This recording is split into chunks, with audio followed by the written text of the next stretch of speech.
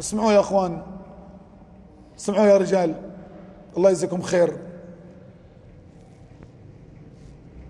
إذا بتعرفوا أخلاق الرجل فعلا ومعدن أخلاق الرجل، وخلوا الكلمة هذه حلقة في أذانكم لما أنا آخر المحاضرة لأني بسألكم عنها. إذا بتعرفوا أخلاق الرجل فعلا ومعدن أخلاق الرجل، اسألوا زوجته واسألوا أمه واسألوا أباه واسألوا أولاده، بمعنى اسألوا أهل الدار. فهمتوها ولا ما فهمتوها؟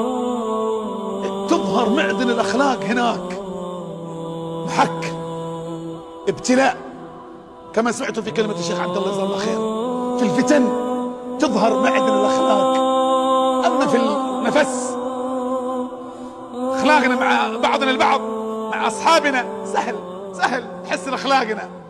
أحيانا بعض الناس مرة أخلاقه مرة مع الناس، حتى الناس يعني يتعجبون، يقول يا بخته لك بك في السوق، حياك الله، السلام عليكم، كيف حالك؟ دخلنا المطعم نقوم نحاسب على أصحابنا، أوه ما شاء الله كرم. يمكن زوجته ما يجيب لها العلبة حق الكريم، يشتكين بعض، تقول لك ما يجيب لي علبة حق الكريم. بغيتوا ما تعرفون أخلاق الرجل، اسألوا أمه، اسألوا أباه، اسألوا زوجته. إن قالت لكم شطوا كذا ما تشوفون له تيك ولا يقولوا عندنا اوكي تيك يعني تمام، فراح التيكن حق اول هذاك فهذا اخلاقه صح. وان كان قالوا لك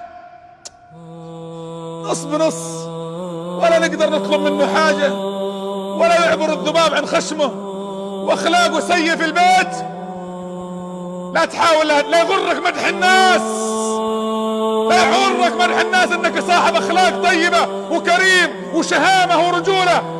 صدق الرجولة واخلاق الرجل فعلا في البيت خلوها حلقة في اذانكم، لان احنا كما قلت لكم مع الناس نتصنع في الشارع، في الاسواق، في المدارس، في المساجد.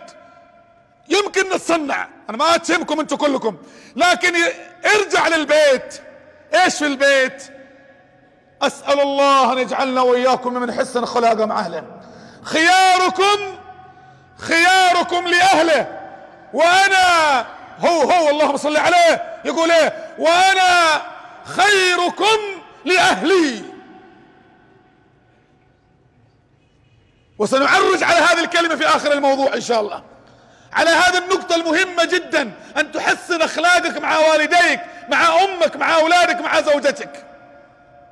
يعني بعض الناس يعني قلت لك الناس يعني يفتخرون يعني ويحسدونه على هذه النعمة، لان احنا احيانا نحسن اخلاقنا مع الناس لكن ندخل الدار نقلبه راسا على عقب، نقلب البيوت على اهلنا جحيم. مع اصحابنا الضحك والبسطة والنكات، الكلام الطيب والفرفشة، واذا دخلنا الدار بطني، انا عندي هبوط، انا عندي ضغط، انا كذا، انا متضايق. طيب انت الان مع اصحابك الضحك والبسطات، ولاهلك النكال والتنغيص وادخال الحزن. ارجعوا الان يا اخوان، اللي في اخلاقه شيء يحسن اخلاقه، من السيء الى الحسن، ومن الحسن الى الاحسن.